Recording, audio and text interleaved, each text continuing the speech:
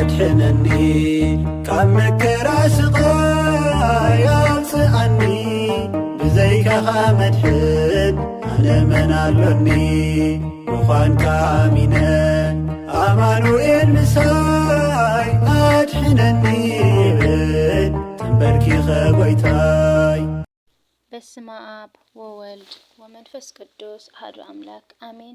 ሰላም እግዚአብሔር ምስኹም ይኹን። ክቡራት ኣሕዋተይን ሓተይን ኩልኹም ናይ ኣዜብ ቤተሰበይ ከመይ ቀኒኹም? ኣነ ሰላም ኣምላኽ ይመስገን። ከምቲ ኣነ ሰላም ዘለኽዎ ሰላም ክትኮኑለይ በዓልቲ ሙሉእ ተስፋ እየ እምበኣር ከዓኒ ኣምሃሪት ዝበልክዋ ቪድዮ ከዓ ሒዘ መፅእ ኣለኹ።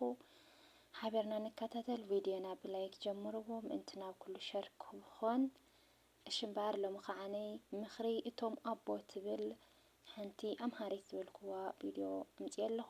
ሓቢርና ንምሃር። ወርቂ ተወዲቓትካ ተልዕላዶ?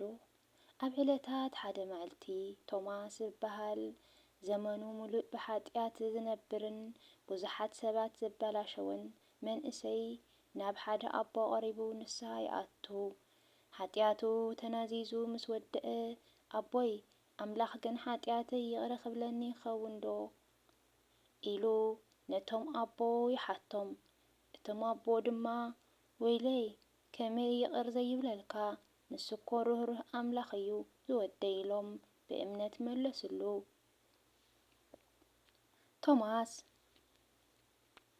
ቶማስ ግን ዝሕንዝሕና ነብዐ ኣቦይ ኣነ ንኣምላኽ እናፈለጥኩ እየ ዝብድሎ ንስሓ ከኣቱ እንድየ እናበልኩ እየ ሓጢኣት ዝሰርሕ ስቕትኡ ከም ዕሽነት ቆፂረ ከም ድላየ እየ ዝዕንድር ነይረ። ኣቦይ ከመይ ኢሉ ይቕረተኡ ክቕበል ብፍጹም ይቅር ኣይብለንን ኢሉ ሓዙውን ስቕስቕ ኢሉ ይበኪ። እቶም ኣቦ ቁሩብ ዝን ኢሎም ሓደ ሕቶ ይሓትዎ። እስኪ እቲ ኣብ ክሳድካ ዘሎ ወርቂ ኣውፅእኻ ሃበኒ ይብልዎ። ንሱ ድማ እታ ብሕታዊት ናይ ኣዲኡ ውህብቶ በዓል ብዙሕ ግራም ወርቂ ሃብል ኣውፂኡ ይህቦም። ኣቦ ዝወደይ እዛ ወርቂ ተወዲቓ ተልዕላዶ ኢሎም ይሓትዎ።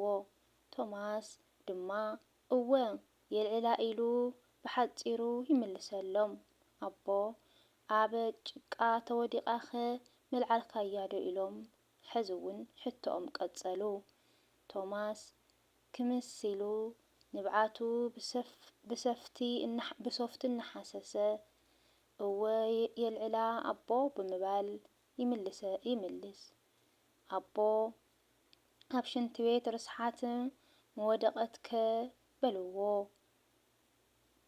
ኣትኲሮም እናጠመቱ። ቶማስ ሰሓቕ እናመለቖ ወላ ኣብኡ መወደቐት ከልዕላ ነይረ እየ ኣነስ ኢሉ ብሙሉእ ዓርሰ እምነት መለሰሎም። ኣቦ ተገሪሞም ንምንታይ ተልዕሎ? ቶማስ ወደይ ብእግርኻ እኳ ክትረግጾ እናተሰከፍካስ ብኢድካ ከመይ ኢልካ ትሕዞ ኢሎም ሓተትዎ። ቶማስ ድማ ኣቦ እቲ ወርቂ እኮ ብገንዘብ እዩ ተገዚኡ ሎሚ ድማ ወርቂ ኸቢሩ እዩ ብምባል ከብራህረሀሎም ፈተነ። እቶም ኣቦ ስቑኢሎም ምስ ኣድመፅዎ ዝወደይ ንሱ ግን ብገንዘብ ኣይኮነን በቲ መተካእታ ዘይርከቦ ዶሙ እዩ ገዚኡካ ዋላ እኳ ኣብ ዝፍንፍን ናይ ሓጢኣት ርስሓት እንተወደቕካ ኣልዒሉ የንጽሐካ ናፍቲ ናይ ቀደም ክብርኻ ድማ ይምልሰካ ዝወደይ ጥራሕ ንስኻ እንኳዕ ንስሓ ኣተኻ ኢሎም ሓቒፎም ይስዕምዎ። ቶማስ ውዑይ ንብዓት ከም ብሓድሽ ነቢዑ ናይ ኣምላኽ ምሕረት ልቡ ተንከፎ። ኣሜን። ስብሃት ለእግዚአብሔር ወለወላዲቱ ድንግል ወለመስቀሉ ክብሪ ይኹን። ብሓቂ እዛ ሓፃር ዛንታ ወላ ትሕፀር እምበይ ብዙሕ ተማሂርናላ ኢና። ምክንያቱ እዞም ኣቦ ትዕግስቶም ንወዶም ምኽሪ ክህቡ ከለዉ ክንደይናይ ትዕግስትን ክንደይናይ ኣምሃርነትን ገይሮም ከም ዝፈተንዎ እዩ ዘምህረና ማለት እዩ። እታ ወርቂ ካብ ርስሓት ክነልዕላ ከለና እታ ወርቂ ደሊና ኢና እታ ወርቂ ክነልዕላ ከዚ ወርቂ ዋላ ካብ ሽንቲ ቤት ስከልዕላ ይኽእል እየ ክባር እያ ኢሉ ኣነ ሕጂ ካብ ዝተምሄረ እግዚኣብሔር ሲ ክባራት ስለ ዝኾነ ደቂ ሰባት ኣኽቢሩ ስለ ዝፈጠረና ኣብ ጭቃ ኣቲና ክንሓጥ ንኽእል ሓጢኣተኛታት ኮንና እታ ጭቃና እዩ ዝፀርገልና እምበይ ንዓና እየፀልአናን ሃምታን ወርቂ ዘይፀልዓ ነታ ወርቂ ደልዩ ኢዱ ናብ ዝኾነ እቲ ከውፅኣ ከም ዝኽእል እግዚኣብሔር ከዓ ናብ ዝኣተናዮ ሓጢኣት ከውፀና ብንስሓ እንተተነሲህና ተሓጢኣትና ነፂጉ ንዓና ከም ዘውፅአና እዩ ዘምህረኒ ማለት እዩ። ስለዚ እግዚኣብሔር ሲ ራህራህ ዓቃል ትዕግስተኛ ንንስሓ ዝፅበየና እዩ እቲ እግዚኣብሔርና ማለት እዩ። ኩሉ ግዜ ሓጢኣት ንሰርሕ ኩሉ ግዜ ይፅበየና ክንንስሕ ንሕና ግን ኣይንንስሕን ንሕና ግን ኣየርድአናን እምበር ብዙሕ ተዓጋስን ብዙሕ ዝፅበን ኣምላኽ ኣለና ማለት እዩ። ስለዚ እግዚኣብሔር ኣይሓድገለይን ሓጢእ እየ ደጊም በቃ ኮይኑኒ እየ ኢልና ተስፋ ክንቆርፅ የብልናን። ኩልና ሓጢኣተኛታት ኣነ ንነብሰይ እየ ዝመክር ኣለኹ ንማንም ኣይኮንኩን። ምክንያቱ ሲ ዘየተግብሮ ንሰብ ክመክር ኣይክእልን እናገበርካ እናተግበርካ ንሰብ ንገር እዩ ዝብል ግን ነታ ነብሰይ እየ ዝመክራ ዘለኹ ከምዚ ኢለ ክዛረብ ከለኹ ይርድአኒ ጠዳሓር ከዓ ነብሊጡ እምበርና እግዚኣብሔር ሓጢኣትና ይፀልእ እምበር ንዓና እየፀልአናን ፈጣሪና ዝፈጠረና ፍጡሩ ክቡራት ክባራት ምዃንና ከምታ ወርቂ ከቢራ ክባር እያ ኢልና ነኽብራን ካብ ዝኾነ ርስሓት ተወዲቓ ነልዕላን እግዚኣብሔርና ከዓኒ ንኣቱ ወርቅና ካብ ወርቂ ዝበለፅና ንኣቱ ዝፈጠረና ፈጣሪ ብክብረት ካብ ኩሉ ክቢሩ ዝፈጠረና ሰብ እዩ ክባር ግን ባዕልና ኢና ንተሓሳሰር እምበይ ሰብ እዩ ዝኸበረ ካብ ኩሉ ክቢሩ ዝፈጠሮ ብኢዱ ዝሰርሖ ወሪዱ ድማ ንዓና ከድሕን ተሳቂዩ ደሙ ዘፍሰሰልና ስለዚ ታ ገንዘብ ታ ወርቂ ብገንዘብና ንረኽባ እግዚኣብሔር ግን ደሙ ይፍሲሱልና እቲ ንጹህ ደሙ ይፍሲሱልና እዩ ዘምህረና ካብዚ ማለት እዩ።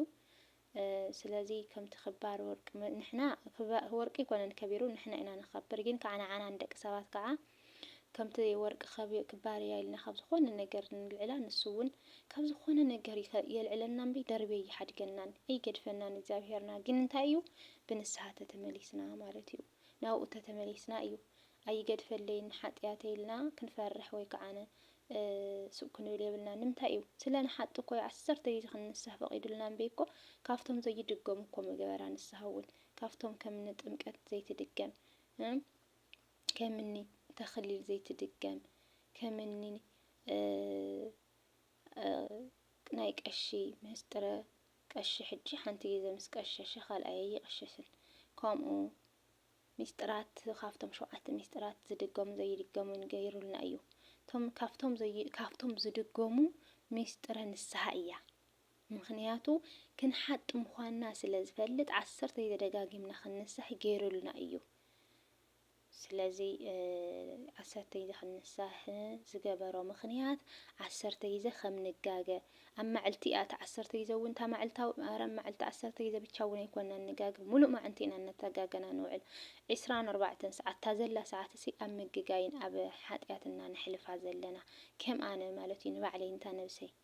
ስለዚ እግዚኣብሔር መሓሪ እዩ እሞ ናብኡ ክንቀርብ ይሓግዘና ኣብ ንስሓ የብቅዐና ካብ ወፂኻ ምትራፍ የድሕነና እቲ ዝናወፀሉ ዓለም ሰላም ንኩሉ ዓለም ንማንም ኣነሲ እንታይ ከም ዝኾንና ደቂ ሰባት ሲ ባዕሊግና እንዲና ዘለና ኣብ ፌስቡክ ሲ ኢራን አንበሳ ጅግና ይገለሞተ እናበልና ንውዕል እዚ ተሓጢኣትና በዚሕ ዘሎ እዚ እቲ ዘናውፀና ዘሎ ንምንታይ ኢና ብሞት ሰብ ንቕልድ ዋላ ረጉም ይኹን ሓጢኣተኛ ይኹን ንባዕልና ሓጢኣት ተሸኪምናስ መሊስና ካልኣይ ሓጢኣትና ንውስኽ ዘለና እምበይ ባዕሉ ክፈርድ ይፈጣሪ ሞት ሰብ ኣይንመነ እሰይ ኣይንበል ኢገለ ሃገር ጅግና ኣይንበል ጅግና ሰብ የለን ስጀመር እግዚኣብሔር ብቻ እዩ ጀግና ንኩሉ ክገብር ዝኽእልን ንሕና መወቲ ኢና ማንም ኣይተርፍን ሎሚ ሓደ ተሞተ ፅባሕ ሓደ ክስዕብ እዩ ብብታራና ስለዚ ንሰላም ንዘምር እምበር ኢገለ ሃገር ኣሸነፈት ኢገለ ሃገር ኣሸነፈት እናበልና ሃገር ኣይነባልዕ ሰብ ኣይነባልዕ ንባዕልና ናብ ሓጢኣት ኣይንእቶ